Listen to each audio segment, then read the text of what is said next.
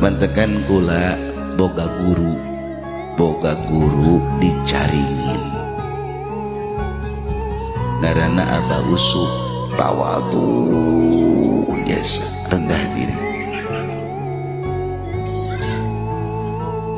saking ku rendah diri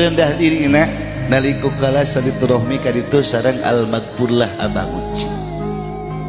jeung Abah Uci kaditu silaturahmi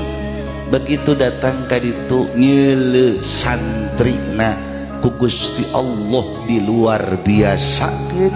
Abah caringin tiba-tiba dongko rek cium tangan ke Abah Uci rek cium tangan iyalah hadirin jamaah Allah